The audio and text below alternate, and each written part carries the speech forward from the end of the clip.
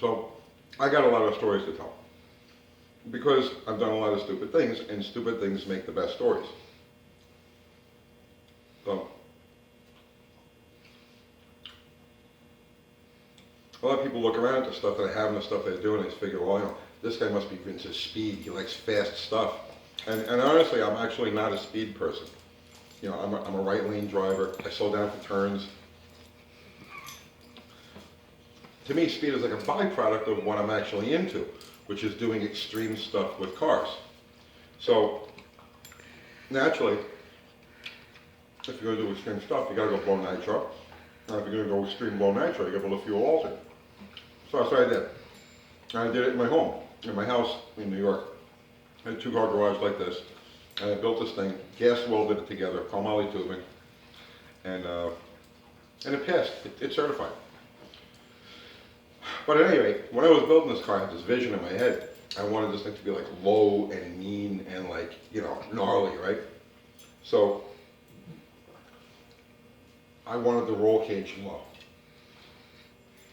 So what I did was, I would get in the car, as I was constructing it, and I would sit in place and position things so that like everything would be like right there, And the profile of the car was badass. But there was one problem. As I was building it, I was doing it in my street clothes. First time I actually put on a fire suit and got in the car was at the track. The first time we were going to run it. And it was ATCO on a Friday night. It was 28 degrees out. So we get the car there, unload it, warm it. And it was the first time I drove a nitro car, ever. So we're ready to go out, and yeah. So I suit up, I go to climb in the car, like I had done 1,000 times before, but now I don't fit. I can't get my head with the helmet under, get out of there!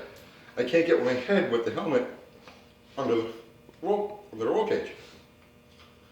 All right, minor inconvenience, not a big deal. So I squished down real low and had one of my crew guys actually shove my head under the roll cage. Yeah, I got a picture of it. My fucking artichoke. Here, see? See how tight that is? Right? So my head is literally jammed up against the roll cage. So anyway, we light the car and pull up, hit the water, hit the throttle in the water. Nice burnout, back it up. But I noticed that as soon as the car came up with a tire, I couldn't see anymore. What was happening was there was so much vibration and it was so directly, on my head that I kind of went blind. But I didn't know if that was normal or not, having never driven one of these things before. So I says, all right, fuck it. So I staged the car, light turns green, I hit it blew away the tires, and I'm blind, can't see a thing. This is a problem. Anyway, we load the car up, go home, and the next thing I schedule, I have to get my license. So IHRA license was 3 passes back then. So it took this whole rigmarole to get everybody together and get the money for nitro and the track time and all that. And I put it all together, and during that time I had forgotten that I can't see when I hit the throttle. It's like not the kind of thing you want to overlook, but I did. So anyway, we go out there. I got the 2 drivers that are going to sign off for me, and everything. The car's all ready to go. And I go, I make the first pass. Same thing happens. I do the burnout, blind. I went out about 100 feet, 150 feet. I clicked it. And you never knew dogs love artichokes like that, right? Here, take one. Here. I'll fight over it. So I go out about 150 feet, I click it. And I says to myself as I'm going back, I gotta do something about this because, I can't fucking see. So we get back to the pits, and car's up on jack stands, and everybody's servicing the car, and everybody's busy. And I'm looking at ways that I can lower the seat or do something. So I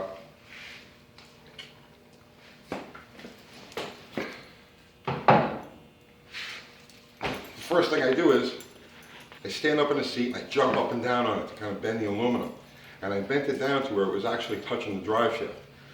So I got my stuff back on and I jumped back in the car, and it really didn't make any difference. So then there was a fireproof pad, so I took that, right? I tossed that. And I got back in the car, and it was, just a skosh better, but I still was, the roll cage is right up there on my forehead. So finally, I was like, okay, let me see what else I can do. And now, like, they're getting ready, they're almost finished servicing the car. So we gotta get back out there. So I tried one more time with the helmet, and I says, you know what? It's this padding. If I get rid of the padding, I'll be fine. So what I did was, while nobody was looking, I scooped the padding out of the helmet and I tossed it over on the other side of my Ram truck. I put the helmet on and I got in the car and I fit. So I said, okay, this is it, we're gonna go. So,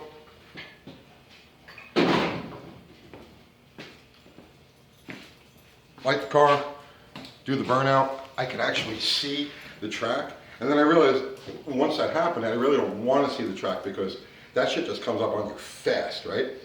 So I pack up, stage the car, goes green, and I'm gonna go 8th mile, no matter what, hell or high water, I'm going 8th mile.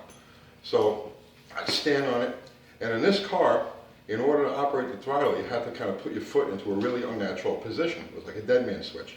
I didn't do it intentionally, it was just bad engineering. So at any rate, I hit it, right? I can see, and here come the scoreboards, and everything's like, just fucking doing its thing. And then all of a sudden, I feel bang, bang, bang, bang, bang, bang, and then lights out. So what happened was the car went into tire shake. That's when the tire actually tries to run over itself.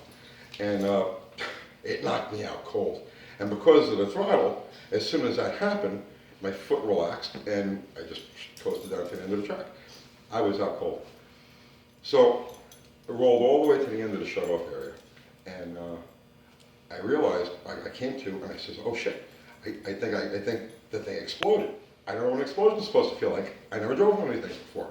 So I set off the fire bottles, I jammed on the brakes, and then I go to stand up to get out of the car, and I can't move. I forgot how to stand. So this is weird. So the fire diver over at APCO, this guy, Bud Zumba, big giant Polish guy, right? He comes walking over and he's like, Tony, you okay? And I'm like, I guess, help me out of here.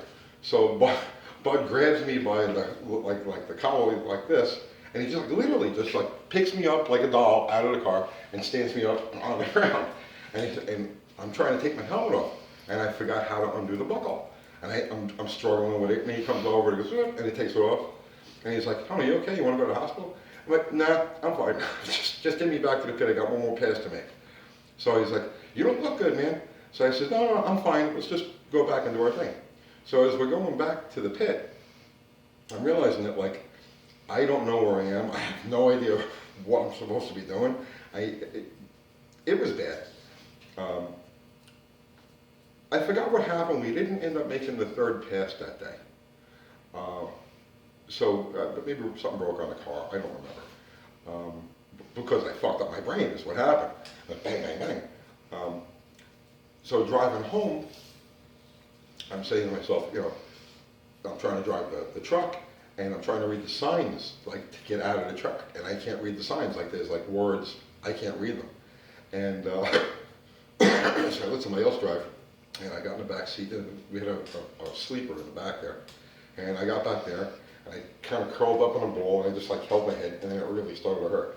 So it's get me to a hospital. So they take me to a hospital, and I don't remember what happened in the hospital because brain damage. So it lasted about 6 weeks where I had these blinding headaches, and people thought that I was drinking now. My customers, my mechanic customers, didn't know I did any of this stuff, so they thought I had just started drinking and shit. One of them actually tried to do an intervention, because every place I went, I would stumble around or I'd have to hold on to things, because I had no equilibrium. So, but at any rate, the moral of the story is I don't belong in fast cars, you know, it's not that I really, you know, I'm not responsible enough.